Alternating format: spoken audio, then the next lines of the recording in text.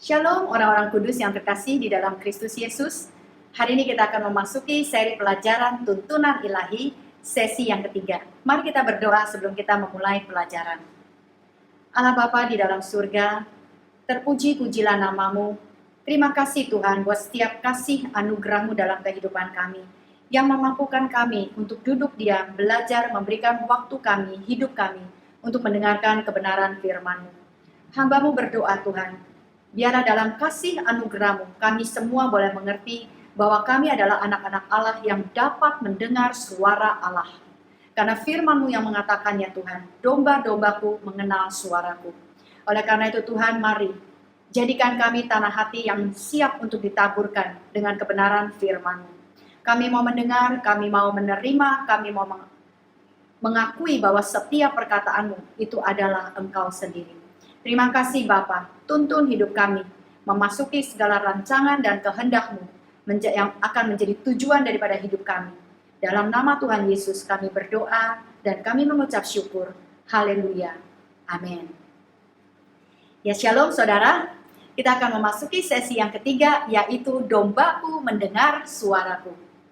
Kemampuan untuk mendengar suara Allah itu adalah milik semua anak-anak Allah, dan ini merupakan sebuah karunia yang tidak ternilai. Saudara, ketidakmampuan kita untuk mendengar suara Allah dapat dipelajari melalui pelajaran ini. Tapi kalau kita tidak dapat mendengar selama-lamanya sebagai anak-anak Allah, ini merupakan sebuah kerugian yang sangat besar. Karena Tuhan berbicara, saudara. Sampai hari ini Tuhan masih berbicara dan Dia menghendaki anak-anaknya untuk mendengarkan suaranya. Bisakah Anda membayangkan, kalau Anda adalah orang tua, Anda berbicara kepada anak-anak Anda, dan anak-anak Anda itu tidak bisa mengerti, tidak bisa mendengar suara Anda, ini akan membuat kita menjadi agak gelisah ya saudara ya, menjadi khawatir. Ada apa dengan anak saya? Kenapa mereka tidak bisa mendengar suara saya? Nah saudara, hari ini saya ingin kita semua belajar untuk mendengar suara Allah. Saya tidak mengajarkan Anda untuk mendengarkan suara gaib, tapi saya ingin mengajarkan Anda untuk mendengarkan suara Tuhan. Yohanes 10 ayat ke-27 mengatakan, domba-dombaku mendengarkan suaraku dan aku mengenal mereka dan mereka mengikut aku. Nah saudara perhatikan dengan kata suaraku. Di sini saudara artinya ada seseorang yang berbicara. Karena kalau tidak ada orangnya, kalau tidak ada orang yang berbicara, itu tidak akan ada suara yang keluar. Dan dikatakan di sini suaraku, kunya itu huruf besar. Artinya yang berbicara itu adalah Tuhan sendiri. Di dalam Yohanes 10 ayat yang ke-11, yaitu ayat di atasnya saudara, itu Yesus menggambarkan bahwa hubungan antara kita dengan Tuhan itu adalah hubungan antara gembala dengan domba-dombanya. Firman ini berkata, akulah gembala yang baik. Lalu di ayat 27 dia katakan, domba-dombaku mendengarkan suaraku. Jadi sesungguhnya Tuhan itu berbicara. Sebagai sang gembala, dia harus berbicara kepada domba-dombanya. Karena dia ingin menuntun, dia ingin membawa domba-dombanya ini memasuki rancangan ilahinya. Dia ingin membawa domba-dombanya ini ke dalam jalan yang benar. Dia tidak menginginkan domba-dombanya ini tersesat, domba-dombanya ini tidak tahu jalan pulang, saudara. Nah, domba itu merupakan binatang yang tidak dapat melindungi dirinya sendiri. Dia termasuk binatang yang sangat lembut, sangat rentan terhadap segala macam bahaya yang ada di sekelilingnya. Dan seringkali sang domba ini tidak menyadari akan bahaya yang ada di sekelilingnya itu. Bahkan saudara, domba itu adalah binatang yang mudah tersesat dan jatuh ke dalam lubang. Dia mudah jatuh di dalam selokan saudara. Dan kalau dia terbawa dengan arus sungai, dia tidak tahu bagaimana seharusnya dia menyelamatkan dirinya. Itulah sebabnya sang gembala itu selalu menjaga domba-dombanya. Sang gembala ini mempunyai satu suara yang bisa dikenali oleh domba-dombanya. Kalau dombanya ini sedang makan rumput, jalan jauh-jauh saudara, dan tidak lagi tahu sebetulnya dia sudah berjalan terlalu jauh, maka sang gembala yang memperhatikan domba-dombanya itu akan membuat suatu suara.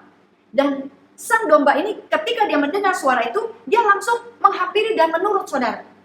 Kelebihan daripada sang domba, itu domba selalu mendengarkan suara gembala. Domba tidak akan mendengar suara orang lain. Domba tidak akan mengikuti suara yang berbeda. Dia hanya mengikuti suara sang gembala. Karena saudara, Domba itu bergantung sepenuhnya kepada gembala. Dia sangat meresponi dan sangat menuruti apa yang gembalanya itu perdengarkan kepada dia. Ini suatu hal yang sangat menarik. Dalam terjemahan sederhana Indonesia, saudara, itu dikatakan, karena domba-dombaku selalu mendengarkan suaraku. Aku mengenal mereka dan mereka selalu mengikut aku. Ini sangat luar biasa, saudara. Karena sang domba itu diberi kemampuan untuk mendengar dan mengikuti suara gembala. Anda dan saya itu diumpamakan sebagai dombanya Allah. Oleh karena itu, saudara, sangat menyedihkan kalau kita tidak mampu mendengar suara Tuhan sendiri yang ingin menuntun hidup Anda dan saya. Amin, saudara. Ayat yang ketiga dari Yohanes 10 ini berkata, untuk dia penjaga membuka pintu dan domba-domba mendengarkan suaranya. Sekali lagi, saudara, dikatakan domba bahkan penjaga pintu. Orang-orang yang memberikan tempat bagi domba-domba ini, saudara, itu membukakan pintu. Karena apa? Domba-domba ini akan dibawa masuk oleh sang gembala yang menuntunnya. Dan domba ini akan terus mengikuti dia. Amin, saudara. Saya mempunyai sebuah video yang sangat menarik untuk Anda bisa belajar lebih mengerti lagi bagaimana dalam kenyataan, saudara, domba itu hanya mendengarkan suara gembalanya. Tapi sayangnya saya tidak bisa tayangkan di dalam video ini karena ada hak ciptanya. Tapi saya akan share di dalam grup Ayin Maib. Ya, saya akan masukkan di sana dan Anda bisa mendengarkannya di sana. Nah, saudara, dari ayat-ayat ini kita bisa melihat bahwa Tuhan memberitahukan kepada kita bahwa kita bisa mendengarkan suara Allah. Jadi sekali lagi, kemampuan mendengar suara Allah adalah milik semua anak-anak Allah. Dan ini merupakan sebuah karunia yang tidak ternilai. Amin, saudara. Lalu bagaimanakah kita bisa mendengarkan suaranya Tuhan? Saudara, kita harus mengerti gelombang Allah. Saya ingin memperlihatkan kepada Anda gambar sebuah radio jadul. Kalau Anda tahu, sampai hari ini stasiun radio itu mempunyai banyak salurannya, saudara, ya. Ada saluran AM, ada saluran FM. Nah, apapun salurannya, pada waktu kita ingin mengikuti segala macam berita, lagu, musik, apa saja, saudara, dari stasiun radio tersebut, kita harus bisa mencari gelombang yang tepat. Benar, saudara? Dulu saya sangat suka dengan satu stasiun radio yang menjadi favoritnya saya. Setiap malam itu, saudara, sebagai pelepas letih, sebelum saya tidur, saya tuh mendengarkan stasiun radio ini. Mereka tuh mempersembahkan lagu-lagu yang sangat menghibur hati saya.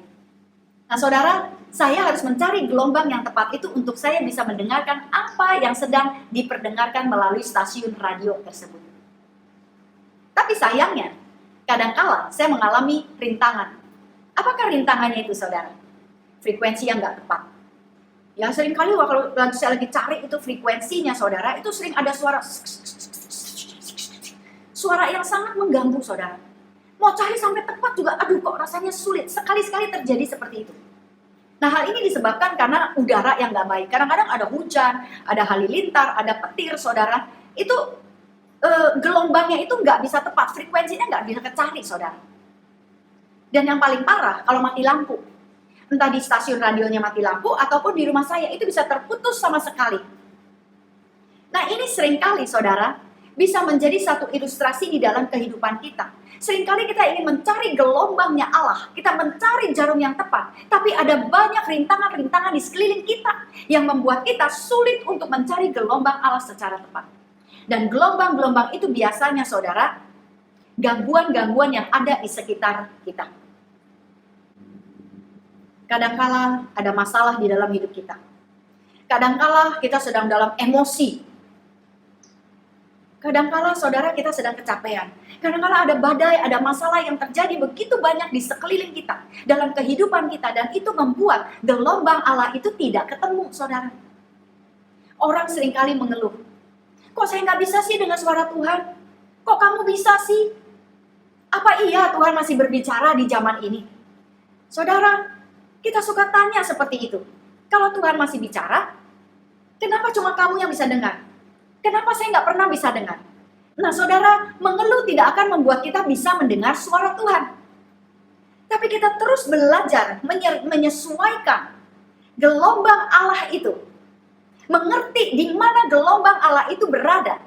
Itu lebih baik daripada kita senantiasa mengeluh, saudara. Jadi apa yang harus kita lakukan? Ya, mencari gelombang Allah yang tepat. Bagaimana kita bisa mendapatkan gelombang Allah dengan tepat? Di mana kita bisa mendapatkannya? Poin saya yang kedua adalah, saudara, kita harus mempersembahkan tubuh kita sebagai persembahan yang hidup. Kenapa tubuh? Sebab tubuh kita ini dikatakan adalah bait Allah yang kudus. Di dalam tubuh inilah ada roh manusia yang ditempatkan oleh Allah dan Roh Kudus tinggal di sini. 1 Korintus 3:16 mengatakan bahwa kamu adalah bait Allah dan bahwa Roh Allah diam di dalam kamu. Dan Roma 8 ayat yang ke-16 mengatakan, Roh itu bersaksi bersama-sama dengan roh kita. Jadi saudara, tubuh kita ini diberikan oleh Tuhan supaya roh kita bisa tinggal di dalam sini dan roh Allah juga bisa tinggal di dalam sini. Roh Allah yang ditempatkan di dalam manusia, roh itu adalah gelombangnya Allah. Kita tidak menemukan atau kita tidak mencari gelombang Allah di luar sana, di langit. Kita mencari tanda, kita mencari segala macam suara. Saudara, bukan seperti itu. Gelombang Allah itu bisa kita temukan di dalam diri kita sendiri. Dan ini jauh lebih powerful, saudara. Dia mempunyai frekuensi yang sangat tinggi yang bisa menuntun hidup Anda dan saya. Karena di sanalah Roh Kudus berkomunikasi dengan Anda. Amin, saudara. Roh Kudus tinggal di dalam hati kita, bukan di kepala kita. Di kepala kita, Anda tidak akan pernah bisa menemukan gelombang Allah. Saudara, kepala kita ini memiliki banyak gangguan. Seringkali ini, saudara, banyak hujan badainya, banyak petirnya, banyak korsleting, banyak mati lampunya di sini.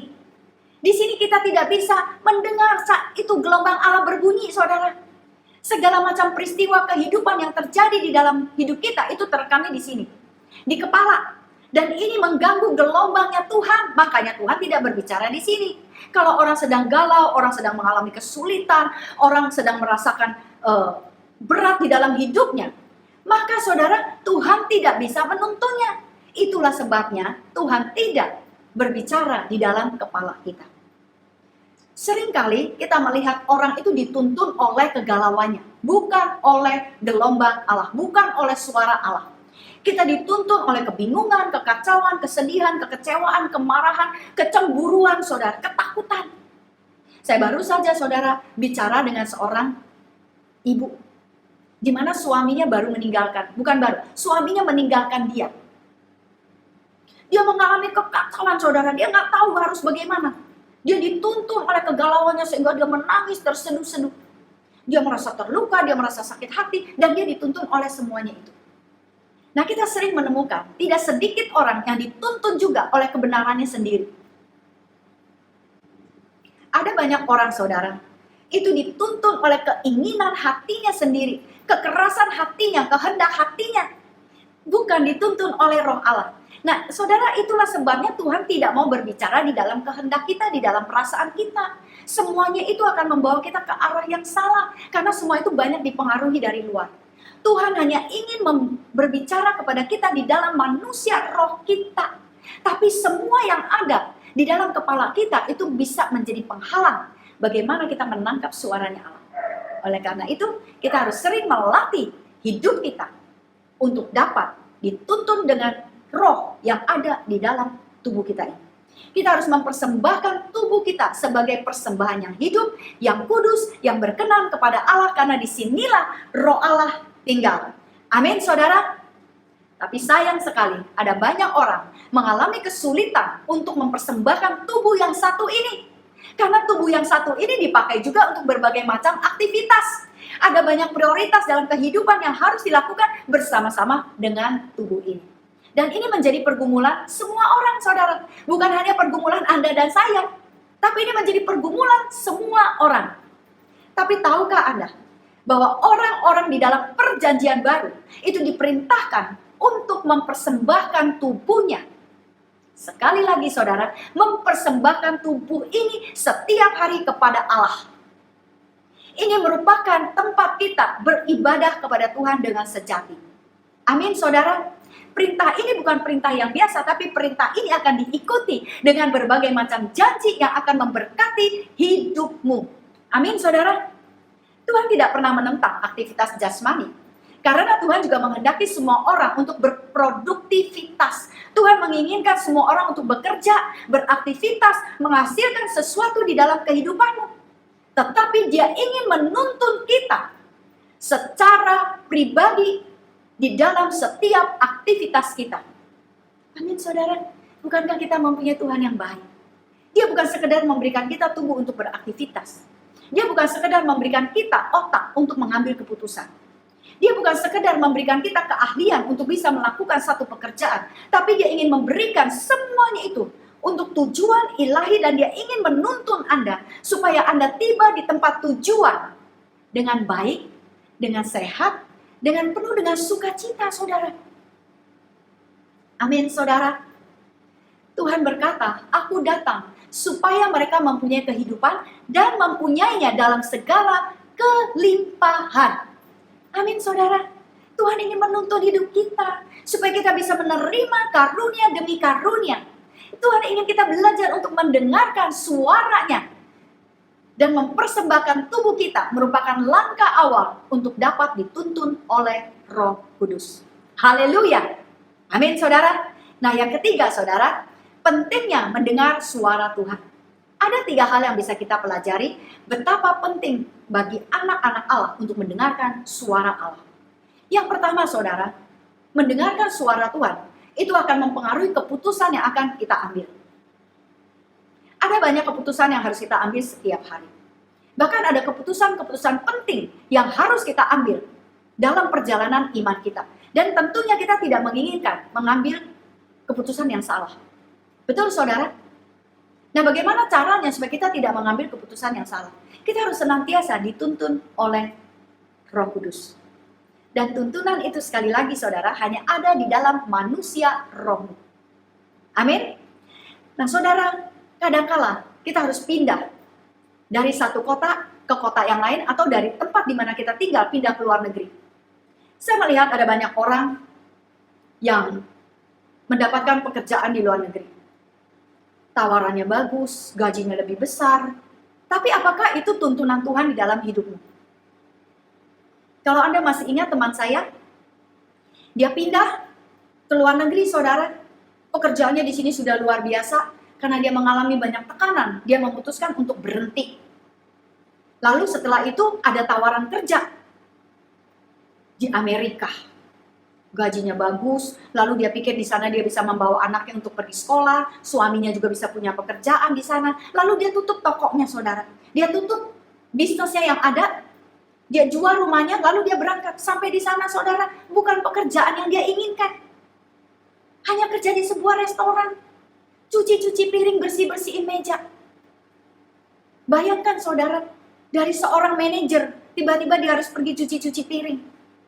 Pekerjaan yang tidak cocok. Karena apa? Tidak mengikuti tuntunan Tuhan, tapi mengikuti apa yang kelihatannya bagus. Jadi penting sekali kita mendengarkan suara Tuhan. Lalu waktu kita mau beli rumah, saudara, mungkin Anda mau pindah rumah yang lebih baik.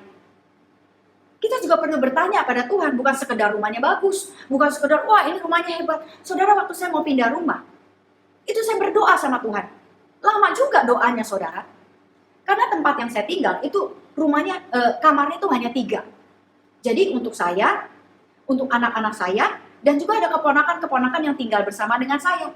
Lalu kalau kedua mertua saya datang, itu semuanya jadi penuh, saudara. Saya tuh harus fungsi ke kamarnya anak-anak. Jadi saya doa sama Tuhan, Tuhan berikan saya rumah yang cukup Tuhan. Kalau nanti mertua saya datang, saya juga punya kamar yang gak usah pindah-pindah. Tapi ada satu kamar ekstra untuk mertua saya. Saudara, setelah saya berdoa, kita pergi lihat rumah kemana-mana. Itu gak ada yang cocok. Gak ada, padahal rumahnya bagus-bagus, saudara. Suatu hari, saya diajak lihat rumah yang sangat luar biasa tempat saya tinggal sekarang ini. Saudara, waktu saya masuk itu langsung saya tahu di sini. Inilah rumah yang akan kuberikan kepadamu. Saya langsung jatuh cinta dengan rumah itu, saudara. Dan saya berdoa sama Tuhan. Tuhan, Saya minta supaya rumah ini Tuhan bisa menjadi miliknya kami. Dan Tuhan mengabulkannya, saudara. Nah, saudara, kita harus senantiasa mendengarkan suara Tuhan dan mengikuti tuntunannya. Amin, saudara. Pentingnya mendengar suara Tuhan itu akan menentukan apakah kita mengikuti rancangan dan tujuan Allah di dalam kehidupan kita. Apakah saya harus bekerja, ataukah saya harus melayani Tuhan? Dan kalau saya harus melayani Tuhan, di mana saya harus melayani Tuhan? Apakah di dalam rumah Tuhan, ataukah di ladang misi? Saudara, ada banyak hal yang harus kita putuskan. Tapi dengan mengikuti, mendengarkan suara Allah dan mengikuti tuntunannya, itu akan membawa damai sejahtera di dalam kehidupan kita. Dan sekalipun nanti saudara kita menghadapi banyak tantangan di dalam keputusan kita, misalnya sudah ikut Tuhan, sudah melayani Tuhan, tapi banyak tantangannya, banyak dianiaya, Anda akan tetap bertahan. Amin, saudara. Saya mengalami banyak tantangan di dalam perjalanan pelayanan saya. Oh, banyak saudara kalau mau cerita. Tapi karena saya tahu ini adalah panggilan Tuhan, saya tetap setia, saya tetap punya kekuatan, saya tetap diberikan kasih karunia itu. Dan saya tidak pernah meninggalkan pelayanan sampai hari ini. Haleluya! Setiap kali menghadapi badai apapun juga, Tuhan berkata di sini, engkau melayani aku, engkau bukan melayani perut manusia. Dan itu sangat menguatkan saya, saudara. Sebagaimanapun penganiayaan itu datang, saudara, sampai saya merasa saya turun ke dunia orang mati, semuanya terasa gelap, saya tidak bisa melihat apa-apa, hanya dengungan suara itu, saudara, yang saya dengar. Tuhan menolong saya mengeluarkan dari tempat kegelapan itu, karena saya mengikuti tuntunan Allah sampai hari ini. Amin, saudara. Kalau Anda belum jelas di mana Tuhan akan menempatkan Anda boleh spy. Anda boleh pergi coba, Anda boleh lihat apakah ini tuntunan daripada Tuhan. Tadi saya katakan, saudara, waktu saya memasuki rumah yang akan kami beli itu, ada satu gairah di sini, ada satu kesukaan yang sangat luar biasa. Jadi kita harus melangkah, kita harus mencoba, kita harus memasukinya dulu, saudara, baru kita tahu, oh bukan ini. Demikian juga, saudara, kalau Anda pergi bekerja di marketplace, Anda bekerja saja. Kalau nanti di tempat pekerjaan itu Anda mendapatkan sukacita, Anda disayang oleh atasan Anda, mungkin itu tempatnya Anda. Tapi sekali lagi saya mau ingatkan Anda, tetap berdoa. Karena saudara, Tuhan tetap bisa memindahkan kita dari satu tempat ke tempat yang berikutnya. Karena apa? Tuhan mempunyai tujuan di dalam kehidupan kita. Dan dengan belajar mendengarkan suaranya Tuhan, itu akan menyelesaikan banyak masalah di dalam kehidupan. Nah, mendengarkan suara Allah, saudara, itu bisa menghindarkan kita dari banyak bahaya. Ada banyak situasi di luar sana. Orang-orang yang licik, orang-orang yang lihai, orang-orang yang bebal, saudara, di luar sana yang akan mencoba untuk membawa kita dalam perselingkuhan dalam kehidupan ini. Kita bisa saja, saudara, berselingkuh dari Tuhan, meninggalkan Tuhan. Ya, nah, saudara, kita ingin menghindari semua bahaya-bahaya itu. Ada orang-orang yang licik, yang jahat, yang ingin membawa kita ke dalam jalan yang penuh dengan kegelapan. Lalu bagaimana, saudara, kita bisa mendengarkan suara Tuhan? Tahukah Anda bahwa suara Allah itu tidak audible, sekalipun Tuhan bisa memperdengarkan suaranya kepada kita. Tapi tidak selalu suara Tuhan itu audible. Tidak selalu suara Tuhan itu menggelegar. Bukan seperti gempa bumi, bukan seperti api yang menghanguskan, duar. Bukan seperti itu, saudara. Tapi suara Tuhan itu adalah suara yang lembut. Suara Tuhan itu tidak membuat kita menjadi bingung. Waktu kita sakit, saudara, kadang-kadang orang suka bilang, kamu harus minum obat ini. Lalu dokter bilang, oh ini gak boleh diminum. Lalu ibu mertua kita bilang, ini kamu harus minum yang ini sangat bagus. Saudara, banyak hal yang sangat membingungkan kita. Lalu kemana kita harus mencari suara Allah? Di sini, saudara. Suara Tuhan itu suara yang tenang, suara yang tidak membingungkan. Apakah Tuhan bisa berbicara secara audible? Bisa, saudara. Tapi gak setiap kali dan kemungkinan besar tidak akan pernah. Saya pernah mendengar suara Tuhan yang audible satu kali. Hanya satu kali, saudara, seumur saya ini. Dan itu saya dengar ketika saya sedang hamil anak saya yang ketiga. Karena saya begitu takut waktu dokter bilang anak saya ini akan mengalami cacat. Saya mengalami tiroid di leher saya, saudara, yang besar. Dan katanya hormon itu nanti bisa mempengaruhi janin di dalam kandungan saya. Dan ini membuat saya menjadi gelisah dan khawatir serta takut. Lalu suatu pagi saya tuh berdoa kepada Tuhan, saya bilang, Tuhan, bagaimana dengan anakku ini? Saya tidak ingin anak ini nanti menjadi beban bagi saudara-saudaranya kalau saya sudah tidak ada lagi di dunia ini. Tuhan, tolong anak saya. Saya tidak mau anak saya ini tidak ada yang jaga. Tiba-tiba saudara, saya mendengar satu suara persis di belakang saya. Suara itu sangat jelas. Suara itu berkata seperti ini. Jika engkau mengasihi anakmu sedemikian rupa, tidakkah aku lebih mengasihi anakmu? Saudara, suara itu begitu jelas, saya bisa mendengarnya. Dan itu mengubahkan saudara, kehidupan saya sejak saat itu. Suara itu begitu membawa damai dan ketenangan yang luar biasa. Dan itu membuat saya menangis pada waktu itu. Saudara, Tuhan dapat berbicara secara audible, tapi seringkali Tuhan berbicara di dalam manusia roh kita. Kalau kita ingat saudara, Allah pernah menyatakan diri di Gunung Horeb kepada Nabi Elia. Kita tahu pada waktu itu Nabi Elia sedang dikejar-kejar oleh Ratu Isabel yang ingin mencabut nyawanya. Dan Nabi Elia begitu sangat ketakutan. Dia melarikan diri dan dia berkata, Tuhan, aku sudah bekerja segiat-giatnya bagimu, tapi kenapa hari ini aku diuber-uber, aku dikejar-kejar oleh ratu yang jahat ini? Pernahkah Anda mengalami hal yang sama? Melayani Tuhan dengan begitu giat, tapi rasanya ada banyak orang yang mengejar engkau, ada banyak orang yang menuduhmu. Dan kau menjadi begitu kecewa, begitu gelisah, begitu kesal, begitu pengen marah, saudara. Elia mengalami hal yang sama. Lalu apa yang terjadi dengan Elia? Apakah Tuhan berbicara kepada dia? Mari kita lihat dari 1 Raja-Raja 19. Kita melihat Tuhan berbicara kepada Nabi Elia. Tuhan katakan, keluarlah dan berdirilah di atas gunung itu di hadapanku. Lalu Elia keluar, saudara, dan Tuhan menampakkan diri dalam bentuk angin besar dan kuat. Angin besar ini bisa membelah batu-batu gunung dan memecahkan bukit-bukit batu. Tapi tidak ada Tuhan di dalam angin itu. Lalu setelah angin itu berlalu, ada gempa. Tapi Tuhan pun tidak ada di dalam gempa itu. Tuhan tidak berbicara, Tuhan tidak bersuara. Lalu datanglah api. Tapi juga Tuhan tidak ada di dalam api itu. Dan sesudah api, datanglah bunyi angin sepoi-sepoi basah. Dan di dalam angin sepoi-sepoi basah itulah ada suara yang berkata kepada Elia. Ada bunyi, apakah kerjamu di sini, hai Elia? Jadi saudara, kita bisa melihat di sini. Tuhan tidak berbicara dengan suara yang keras. Tapi Tuhan berbicara di dalam ketenangan dan kelembutan. Tuhan menginginkan kita mendengarkannya. Tuhan tidak ingin menambah kepanikan kita. Tuhan tidak ingin menambah ketakutan kita. Tapi Tuhan ingin berbicara dengan lembut di dalam manusia rohmu ini. Tuhan berkata dengan tenang. Oleh karena itu engkau harus juga belajar duduk diam dengan tenang, dengan lembut hati, mendengarkan suaranya.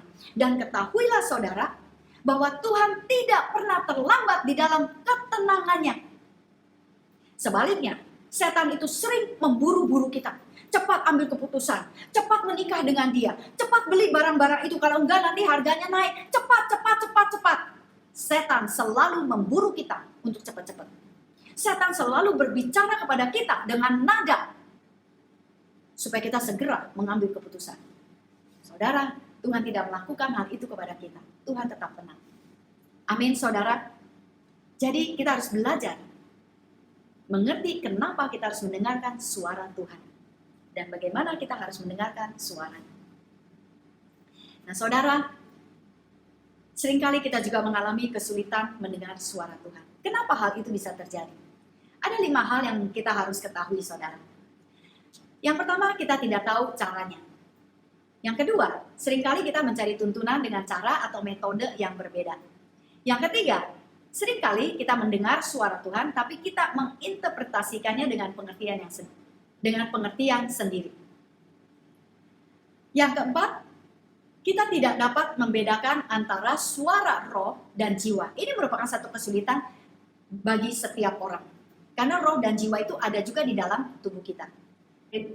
Lalu kesulitan yang terakhir, saudara, ada banyak penghalang dan gangguan.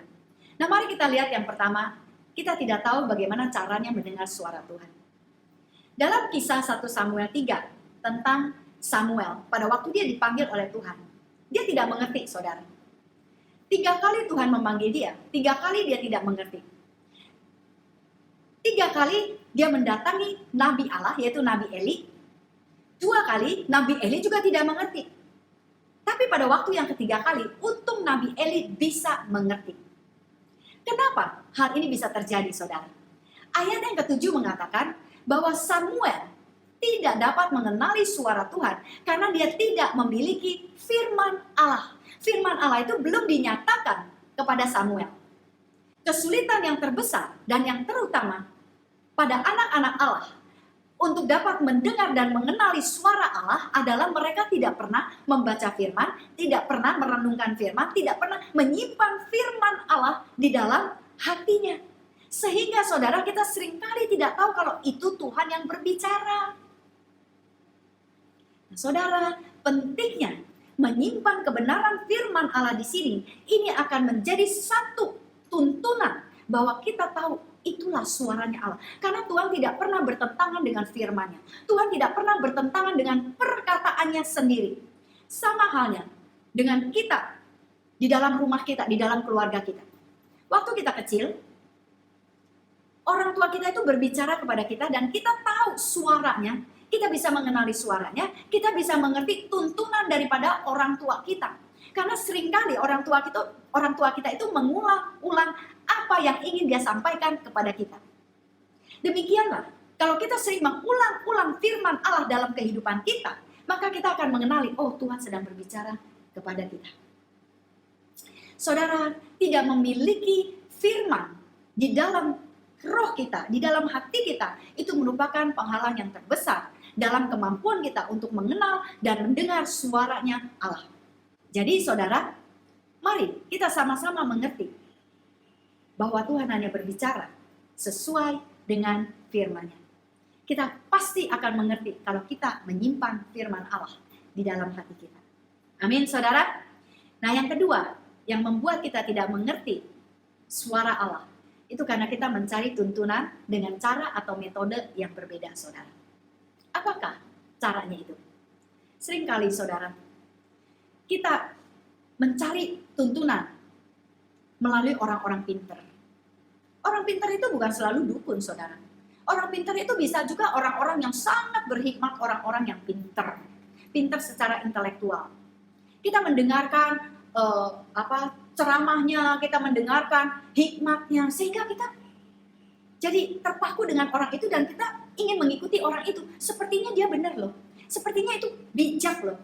Saudara, seringkali kalau saya mendengar orang-orang yang berhikmat berbicara, saya dengarkan. Saya dengarkan seluruh perkataan mereka karena memang ada hal-hal yang bisa kita pelajari. Tapi saya tidak segera mengambil keputusan. Saya kembali ke dalam manusia roh saya. Saya ngecek di sini. Yang pertama, apakah itu sesuai dengan firman Allah? Yang kedua, saudara, apakah ada damai sejahtera di dalam hati saya? Jadi tidak semua perkataan itu harus didengar. Karena itu bukan tuntunan atau metode yang tepat. Dan yang lebih parah, saudara, orang-orang percaya itu seringkali perginya kepada orang-orang pintar. Dia bertanya, dia izinkan tangannya dibaca, saudara, oh ini garis tanganmu seperti ini, berarti engkau akan menjadi seperti ini, engkau akan mengalami kehidupan yang seperti ini. Saudara, tangan itu pemberian Tuhan. Di sini Tuhan bisa menaruhkan urapan supaya waktu engkau tumpang tangan kepada orang sakit akan disembuhkan. Waktu engkau tumpang tangan pada orang-orang yang sedang mengalami pergolakan emosi, orang-orang itu akan mendapatkan ketenangan, mereka akan mendapatkan kuasa Allah untuk keluar dari emosi mereka yang membelenggu itu. Oleh karena itu, jangan izinkan tanganmu dibaca oleh siapapun juga. Nih, saudara, saya setiap kali berdoa seperti ini, Tuhan, ini tanganku. Urapi Tuhan. Urapi dengan urapanmu. Supaya waktu aku menumpangkan tangan atas orang sakit disembuhkan. Saya gak pernah izinkan orang lihat. Coba saya lihat tanganmu, oh gak usah. Tangan saya tangan yang biasa, gak ada apa-apanya. Amin, saudara. Hosea 4 ayat ke-6 mengatakan, umatku binasa karena tidak mengenal Allah, karena engkaulah yang menolak pengenalan itu. Maka aku menolak engkau menjadi imamku, dan karena engkau melupakan pengajaran Allahmu, maka aku juga akan melupakan anak-anakmu. Saudara, jangan melupakan tuntunan Allah di dalam kehidupan. Amin, saudara. Nah, yang ketiga, saudara, kita benar-benar mendengar suara Tuhan, tapi kita menginterpretasikannya dengan pengertian sendiri. Contohnya, saudara, saya pernah dinubuatkan oleh seorang hamba Tuhan. Dia ini banyak menubuatkan orang, dan orang itu terbangun dengan nubuatannya. Suatu kali, saya menghadiri seminar yang diadakan oleh hamba Tuhan ini, dan dia altar call. Jadi waktu altar call, saya dengan suami saya maju. Waktu kami maju, kami didoakan, lalu diperkatakan seperti ini. Tuhan akan mengutusmu untuk memasuki ladang misi ke Cina. Lalu saudara, setelah dia memperkatakan hal itu, saya dengan suami itu saling memandang. Memandang karena kami bertanya-tanya, apakah Tuhan ada berbicara kepada pasanganku yang aku tidak tahu? Jadi waktu saya tanya suami saya, kamu ada keinginan untuk pergi ke Cina? Suami saya bilang, enggak. Kamu? Enggak, saya bilang. Nah, saudara, apa yang diperkatakan oleh hamba Tuhan ini pada waktu itu tidak saya tolak. Karena yang bagian depannya itu benar, saudara. Engkau akan diutus oleh Tuhan pergi ke ladang misi, engkau akan pergi ke Cina. Ke ladang misinya itu benar, saudara. Karena sampai hari ini, saya sudah keluar masuk ladang misi di Indonesia, bukan di Cina. Nah, kemungkinan besar pada waktu hamba Tuhan ini mendengar suara itu dan dia melihat wajah saya ini wajah orang Chinese. Dia bilang, kamu akan pergi ke Cina. Jadi saudara, kadang-kala hal itu bisa terjadi. Dia mendengarkan suara yang benar, tapi menginterpretasikannya sedikit meleset. Nah, bagi Anda yang mendengar satu nubuatan, Anda juga harus bisa kembali ke dalam manusia rohmu. Apa yang benar, Anda ambil. Yang tidak benar, jangan dibuang, disimpan. Kemungkinan suatu hari itu akan dibukakan oleh Tuhan. Tapi kita harus mendengarkan suara Tuhan. Kalau Tuhan bilang, nah, ini yang hari itu sedang kau simpan itu, sekarang akan kuperlihatkan kepadamu, maka Tuhan akan menuntun Anda ke arah sana. Tapi bagi saya, sampai hari ini, saya belum melihat hal itu terjadi. Saya tidak membuangnya, saudara. Saya masih simpan. Kalau itu bukan kehendak Allah, Tuhan tidak berbicara kepada saya secara pribadi, itu hanya akan menjadi simpanan saya. Amin, saudara. Haleluya. Nah, kita harus belajar cek dan dicek. Ya, haleluya. Lalu apalagi kesulitan di dalam mendengar suara Tuhan. Hal yang keempat yang membuat kita sulit untuk mendengarkan suara Tuhan atau tidak bisa mengenali suara Allah ialah kesulitan di dalam membedakan antara roh dan jiwa. Seringkali kita menangkap suara jiwa sebagai suara roh dan sebaliknya, saudara. Kita menangkap suara roh sebagai suara jiwa. Nah, jika kita tidak dapat membedakan antara roh dan jiwa, kita akan mengaplikasikan suara Tuhan dengan cara yang salah. Kita mengambilnya dari jiwa, dari dalam pikiran kita, dari emosi kita, dari kehendaknya kita. Dan kita mengartikannya itu sebagai suara roh. Nah, seringkali saudara kita menganggap hikmat manusia itu sebagai suaranya Allah. Contohnya saudara, ketika kita menerima sebuah tawaran untuk berinvestasi, nampaknya tawaran ini sangat bagus dan bisa menguntungkan. Lalu kita mulai merenungkan, kita mulai memikirkan, lalu kita mulai menghitung-hitung, saudara, kita mulai mempertimbangkannya. Semakin terasa, saudara, bahwa ini adalah investasi yang baik. Tapi tahukah Anda bahwa sesungguhnya kita itu ada di dalam perasaan. Perasaan itu adanya di jiwa. Kita merasa baik, kita merasa ini bisa menguntungkan, dan kita tidak masuk ke dalam sini, saudara. Dan ternyata investasi itu adalah investasi yang membawa kerugian. Kalau kita menerima tuntunan yang salah, maka kita juga akan dituntun, saudara, memasuki daerah-daerah yang salah. Jiwa akan membawa kita memasuki daerah-daerah yang rentan, yang seringkali membawa kerugian. Partnership yang salah, mencari dokter yang tidak tepat, memilih pasangan hidup yang salah, memilih tempat tinggal yang tidak cocok. Saudara, kita akan memasuki daerah-daerah yang salah, keputusan yang salah, dan ini bukan menjadi kehendak Allah di dalam hidupmu. Allah menginginkan engkau untuk mendengarkan, bisa membedakan antara roh dan jiwa, sehingga saudara kita bisa menerima pertolongan yang tepat pada waktunya. Amin. Setiap kita senantiasa membutuhkan pertolongan yang daripada Tuhan. Sekalipun saudara itu membutuhkan waktu yang panjang, tapi itu akan membawa keselamatan bagi hidup. Amin saudara. Kalau kita perlu bekerja sama dengan Tuhan sepenuhnya untuk kita bisa menemukan tuntunan yang tepat, bukan memasuki daerah yang gak jelas, yang daerah yang penuh dengan ketidakpastian saudara. Bahkan itu akan membawa kesalahan yang besar, membawa kerugian yang besar saudara, dan itu akan menyebabkan kita memasuki roller coaster emosi yang naik turun saudara.